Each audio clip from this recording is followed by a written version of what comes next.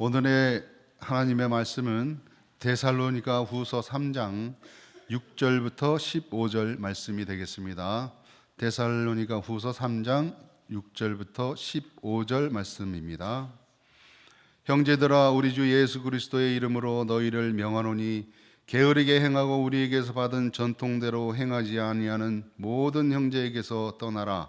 어떻게 우리를 본받아야 할지를 너희가 스스로 아나니 우리가 너희 가운데에서 무질서하게 행하지 아니하며 누구에서든지 음식을 값없이 먹지만 않고 오직 수고하고 애써 주야로 일함은 너희 아무에게도 폐를 끼치지 아니하려 함이니 우리에게 권리가 없는 것이 아니요 오직 스스로 너희에게 본을 보여 우리를 본받게 하려 함이니라. 우리가 너희와 함께 있을 때에도 너희에게 명하기를 누구든지 일하기 싫어하거든 먹지도 말게 하라 하였더니 우리가 들은즉 너희 가운데 게으르게 행하여 도무지 일하지 아니하고 일을 만들길만 하는 자들이 있다 하니 이런 자들에게 우리가 명하고 주 예수 그리스도 안에서 권하기를 조용히 일하여 자기 양식을 먹으라 하노라. 형제들아, 너희는 선을 행하다가 낙심하지 말라. 누가 이 편지에 한 우리 말을 순종하지 아니하거든 그 사람을 지목하여 사귀지 말고 그로 하여금 부끄럽게 하라. 그러나 원수와 같이 생각하지 말고 형제같이 권면하라. 아멘. 잠시 기도하겠습니다. 하나님 아버지, 우리의 찬양을 받으셨는 줄로 믿습니다.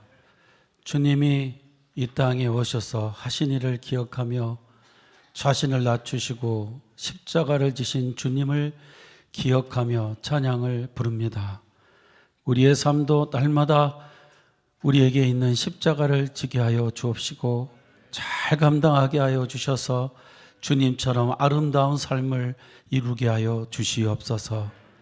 장로님의 기도에 응답하셔서 오늘도 아름다운 열매를 주시는 줄로 믿습니다. 오늘 이 시간 기도하는 자마다 하나님의 응답을 받게 하여 주옵소서. 부족한 종을 세우셨사오니 성령으로 충만케 하사 주의 귀하고 오묘한 말씀을 잘 대언하게 하시고 주의 뜻을 드러내는 귀한 시간이 되게 하여 주옵소서. 예수님의 이름으로 기도하옵나이다. 아멘. 아멘. 할렐루야. 하나님께서 우리 가운데 함께 하셔서 이 예배를 받으시는 줄로 믿습니다. 오늘 이 시간은 경계해야 할 게으름이라는 제목으로 말씀을 드리도록 하겠습니다. 오늘 본문 6절은 사도 바울이 편지의 글을 마치면서 데살로니가 교회 성도들에게 경고의 말씀을 주고 있습니다. 아주 단호하게 명령하는 조로 경고의 말씀을 주고 있습니다. 사도 바울이 했던 경고는 게으르게 행하고 배운 바 전통대로 행하지 않는 자들에게서 떠나가라 하는 말씀을 준 것입니다. 사도 바울이 이렇게 단호히 게으른 자들을 언급한 것은 그 당시 데살로니가 교회 성도들 중에는 아주 임박한 예수님의 재림설, 그런 재림 사상에 빠져 있어서 이제 일손을 놓고 예수님을 기다리는, 그렇게 해야 된다고 주장하는 사람들이 많이 있었기 때문이죠. 그런데 그들은 이렇게 이제 먹고 놀기만 했을 뿐만 아니라 교회에 악한 영향을 주고 있었다는 것을 오늘 본문 11절, 12절 말씀에서 다음과 같이 말씀하고 있습니다. 우리가 들은즉 너희 가운데 게으르게 행하여 도무지 일하지 아니하고 일을 만들기만 하는 자들이 있다 하니 이런 자들에게 우리가 명하고 주 예수 그리스도 안에서 권하기를 조용히 일하여 자기 양식을 먹으라 하노라. 이 말씀을 보면 데살로니가 교회에서 성도들 중에 이 임박한 재림 사상을 강조하면서 일하지 않고 놀고만 있는 사람이 있었는데 거기다가 일을 또 만드는 사람이 있었다는 말입니다. 이 일을 만든다는 것은 무엇을 말하냐면 헬라어 단어로 이 페르아르가조마이라고 하는데 이것은 자기가 해야 할 일을 하지 않고 이리저리 다니며 다른 사람 일에 간섭하고 또 흉보고 일을 만들어서 분열하는 그런 일을 했다는 것입니다. 우리는 여기서 게으름의 정의가 무엇이라는 것을 알게 됩니다. 자기가 맡은 일 안 하고 여기저기 돌아다니면서 한담하고 남의 흉보고 일을 만들어 가지고 분열하는 것. 이게 게으름의 정의다라는 것을 알 수 있습니다.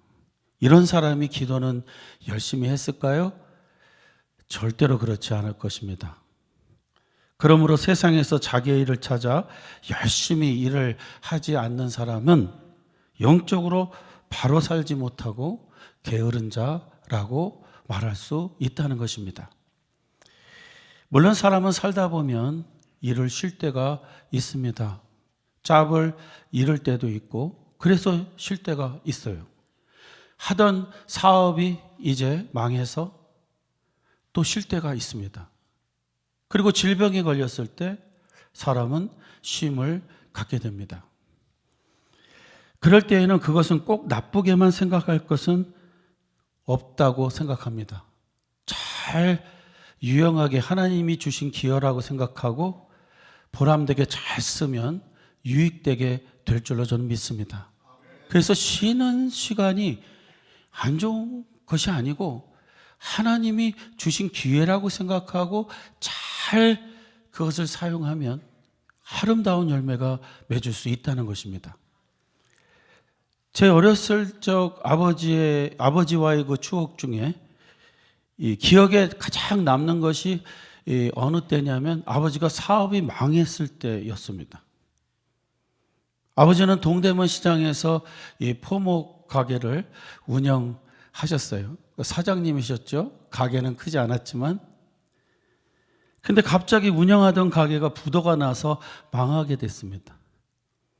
그래서 저희 집은 종로 5가 명륜동에 살다가 이제 거기에 살지 못하고 태농 쪽으로 가는데 경기도를 넘어서 이 별내면 담터라는 곳에 이사를 가게 됐어요. 우리 집은 그때 당시 쌀 돈이 없어가지고 밀가루를 사가지고 이제 수제비하고 칼국수 뭐 이런 것들을 계속 만들어서 먹게 됐습니다. 그때 당시에 어머니는 한참 성장하는 자녀들에게 밀가루 음식을 주는 것이 너무 안타까워서 아유 어떻게 이거밖에 못 주는 걸 너무 안타까워 하셨어요. 그러나 우리 형제들은 참으로 그 음식을 맛있게 먹어드렸습니다. 그리고 제 인생 중에 가장 재미있었던 때가 그때가 아니었나 그런 생각합니다. 수제비와 칼국수 만드는 것도 너무 재미있었고요. 그 반죽해야 되는데 주로 형들이 이제 많이 반죽을 했어요. 그러면 또 반죽해 놓으면 쫙 이렇게 밀어가지고 이제 이렇게 그때 제가 수제비 칼국수 만든 걸 배웠어요.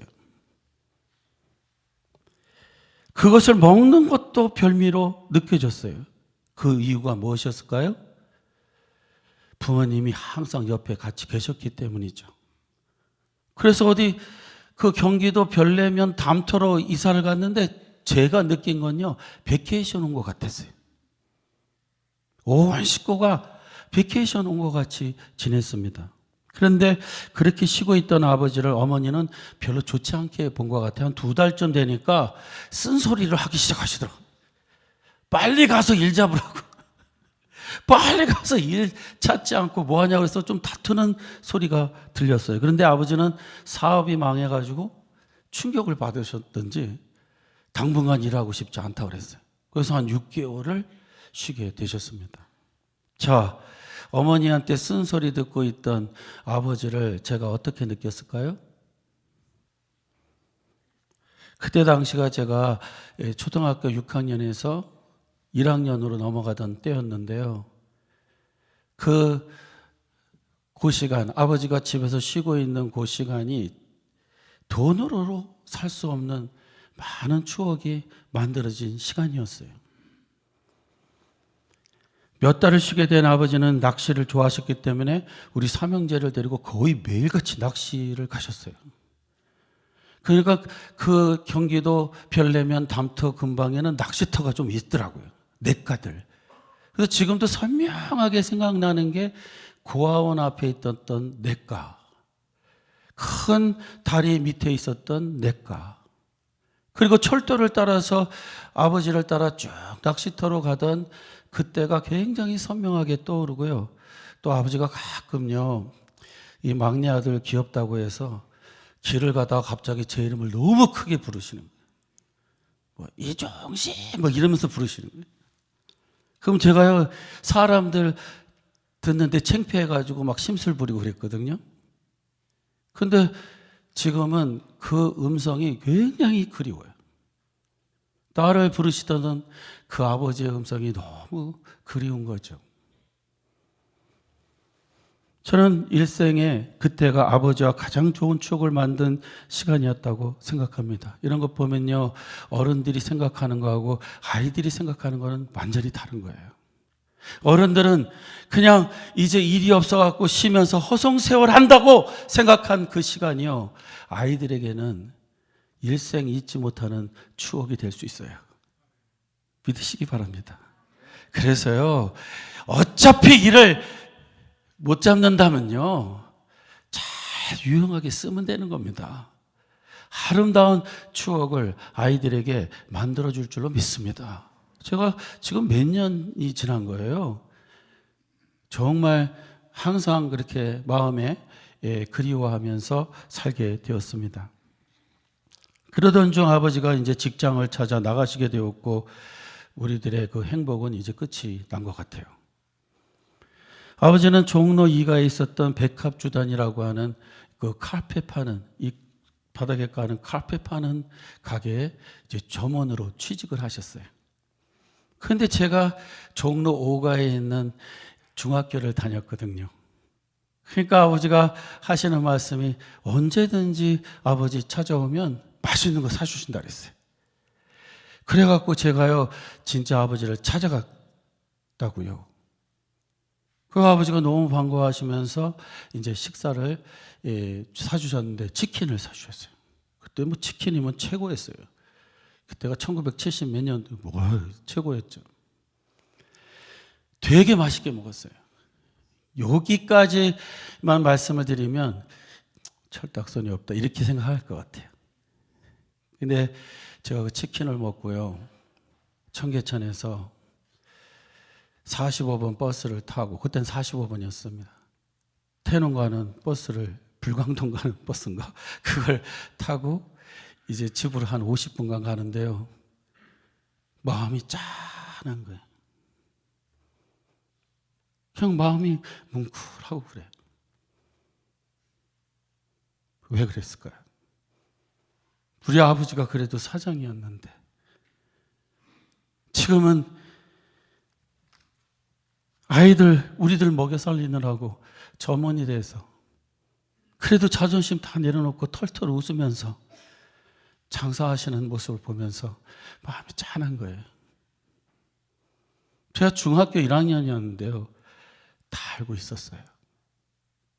그러면서요, 무슨 생각이 드냐면 고맙고 감사하고 자랑스러웠어요. 왜? 자신을 낮춰서 자식들 먹여 살리느라고 최선을 다하고 있으신 거잖아요. 저는 그 후로 단 한 번도 아버지를 찾아가지 않았어요. 왜? 너무 안 돼 보였기 때문에. 그렇지만요, 아버지를 무시한 적은 한 번도 없어요. 존경하고 고마운 마음만 갖고 있죠. 사랑하는 성도님들, 이민 오셔서 막일밖에 할 수 없는 우리 남자 성도님들에게 꼭 드리고 싶은 말이 있어요. 우리가 무슨 일을 하고 있냐는 것은 중요하지 않아요. 우리 자녀들을 위하여 열심히 일하는 그 모습이 아름다운 겁니다. 그리고요, 자식들은 알아요. 이렇게 중학교 1학년밖에 안 되는 아이도 알고 지금도 생각하잖아요. 우리의 자녀들은 분명히 우리가 노력하고 있다는 거, 최선을 다하고 있다는 거 알 줄로 믿습니다. 그러니까 힘내셔야 돼요. 그렇죠? 이런 일이나 내가 미국 와서 하고가 아니라 이미 나와서 내가 이 일밖에 할 수 없지만 내가 할 수 있는 일이니까 최선을 다하겠다. 이 일은 가치 없는 일이 아니고 가치 있는 일이다. 이렇게 생각하고 감당하셔야 될 줄로 믿습니다.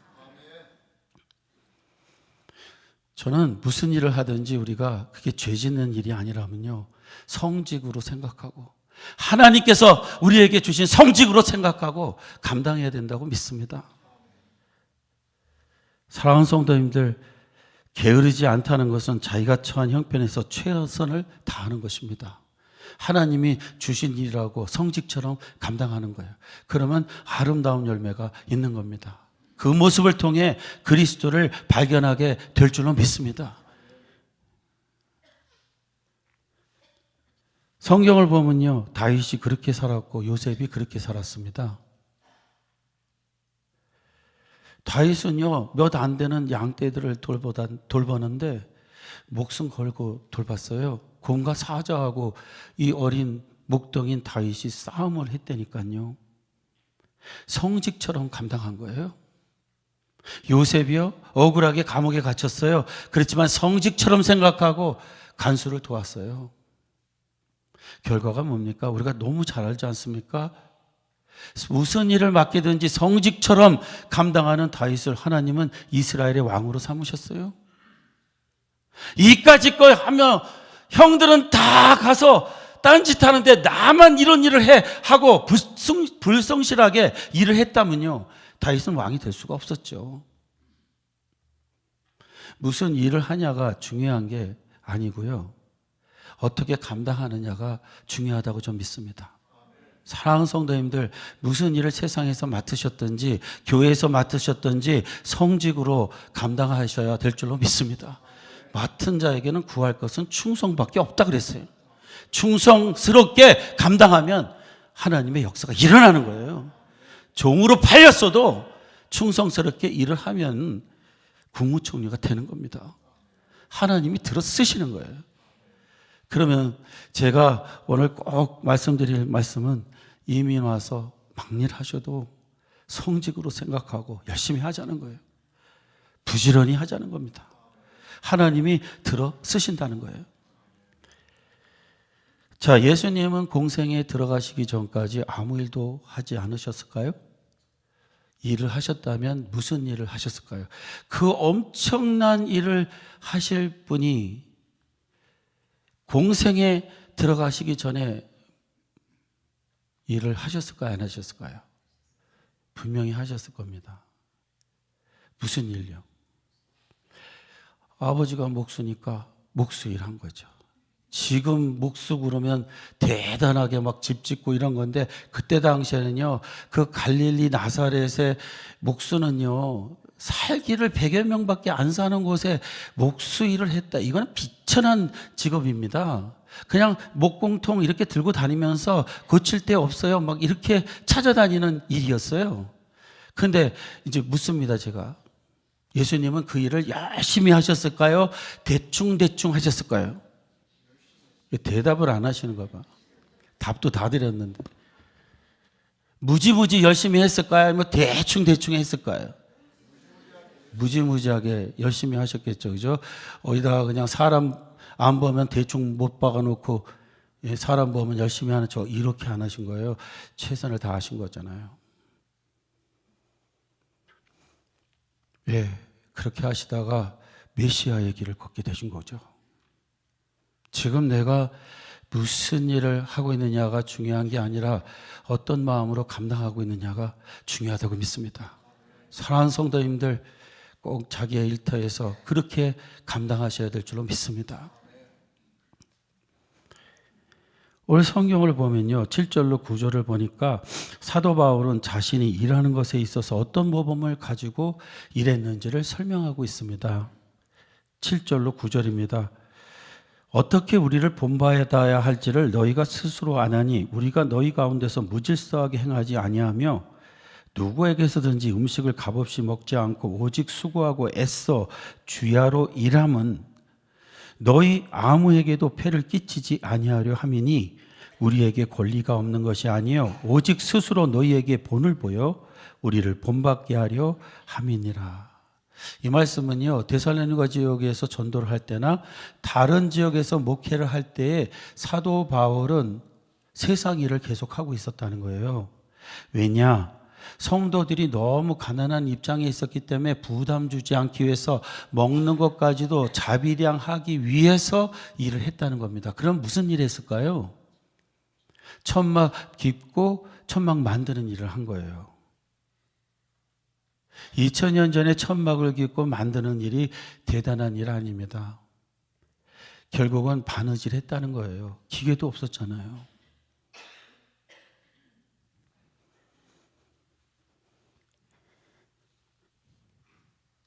오늘날 목사가 세상적인 일을 하는 것에 대하여 의견들이 많더라고요. 우리 성도님들은 목사가 세상 일 하는 거에 대해서 어떻게 생각하십니까? 하면 절대로 안 됩니까? 아니면 형편에 따라 할 수도 있습니까? 대답이 없으시죠? 아니, 형편에 따라 일할 수 있는 거죠.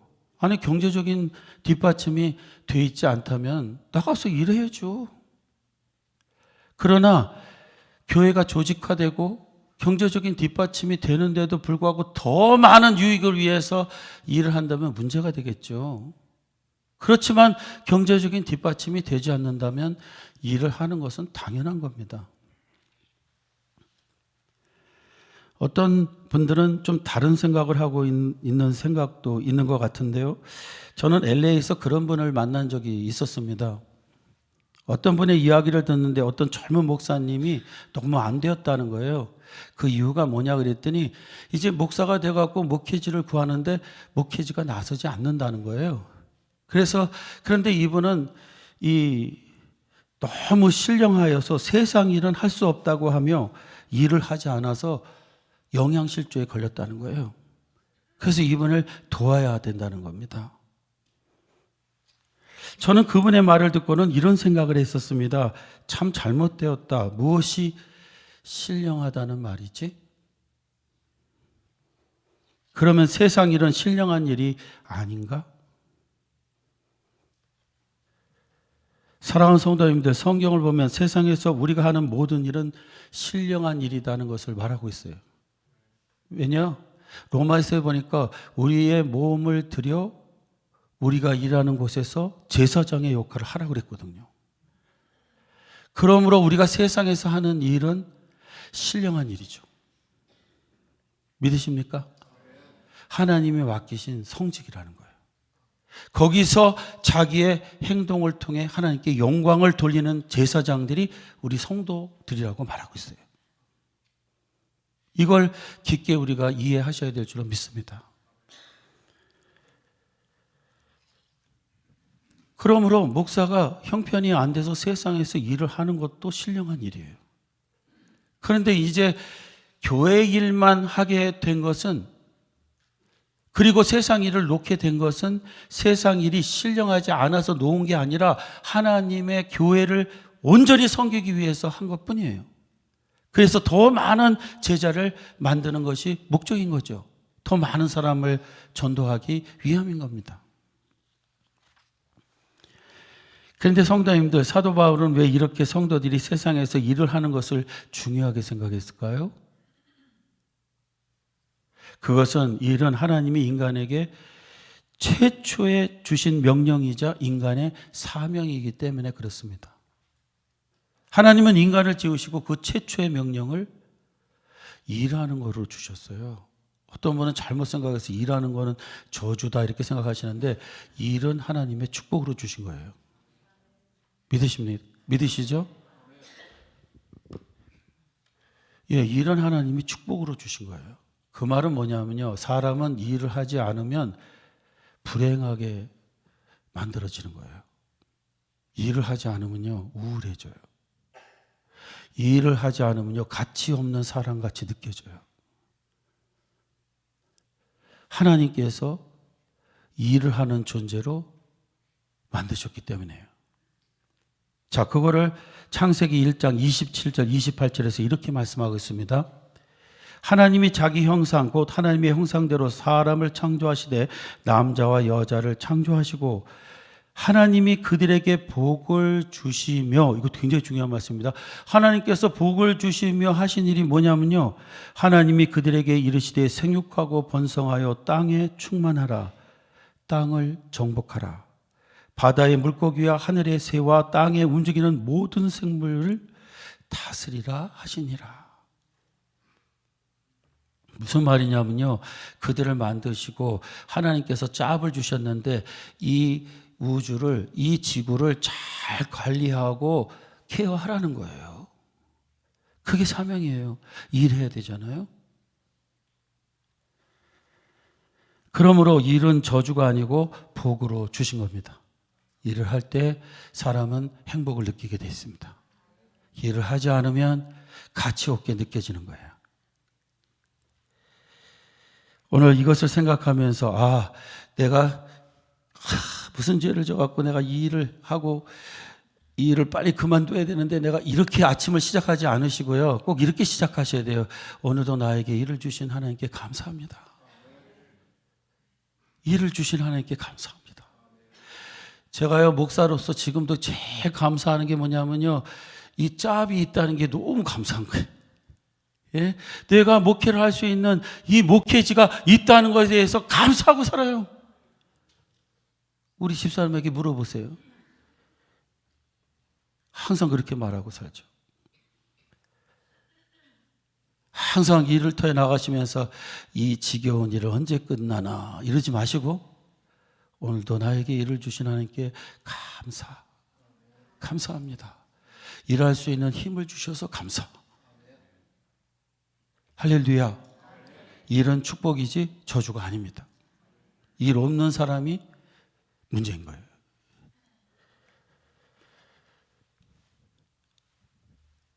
인터넷을 보니까 인상적인 글이 있어서 하나 소개하고 설교를 제가 마칠까 하는데요. 그 글은 자기의 사랑하는 딸이 이런 남자를 만났으면 좋겠다 하는 글인데요. 잘 읽어보니까 어떤 건 경우에 조금 안 맞는 경우가 있어요. 그러나 대체적으로 보면 맞아요. 그래서 제가 오늘 한번 그 글을 소개할까 합니다. 맥센스 안 하면 그냥 웃으면 돼요. 딸아, 이런 남자와 결혼하지 마라. 아침잠이 많은 남자와 결혼하지 마라. 아침에 게으른 사람이 오후에 부지런한 사람은 없다. 근데 좀 상황이 안 맞아요. 밤 늦게까지 일하는 사람은 좀 자야 되잖아요. 그죠? 그래서 경우에 좀 달라요. 그런데 일반적으로는 그렇다는 거예요. 그 다음에 이야기가 더 우스운데요. 배 나온 남자와 결혼하지 마라. 자기 관리를 하지 않은 사람이 가족 부양하는 의무를 성실히 한다는 걸 본 적이 없다. 이것도 좀 안 맞는 부분이 있어요. 저도 배 나왔거든요. 그래서 이걸 안 말하려다가 그냥 대체적으로 하여간 그렇다는 거예요. 대체적으로. 그 다음에 물건을 집어던지는 사람과 결혼하지 마라. 나중에는 사람을 집어던지기도 한다.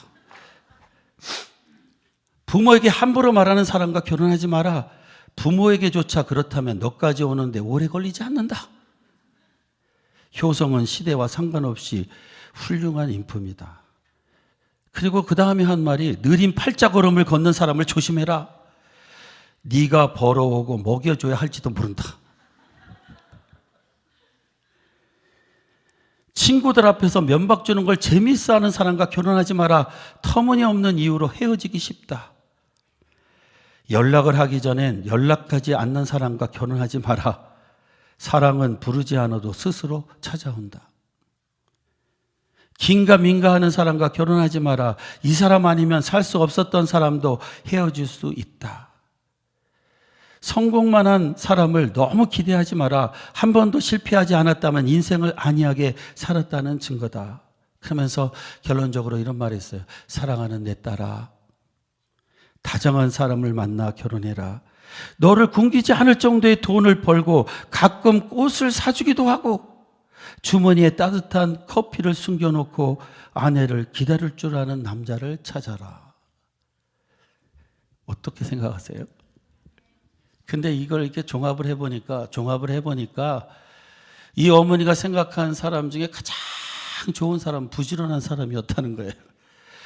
예, 부지런해야지 연락도 자주 하지.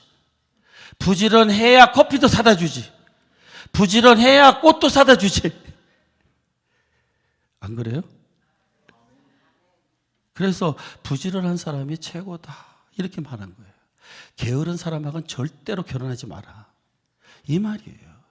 맞다고 하시잖아요, 우리 권사님들이. 지금 다들 이러고 계세요. 맞아. 살아보니까 그런 거야, 그게. 허우대만 멀쩡한 거, 이건 별로, 죄송합니다. 허우대 멀쩡하신 분들, 죄송한데, 그건 별로 상관이 없는 거예요, 그냥. 부지런한 사람이 최고예요. 근데 제가 보니까 거기다 앞에다 뭐 하나 붙여야 돼. 그러면 진짜 최고예요.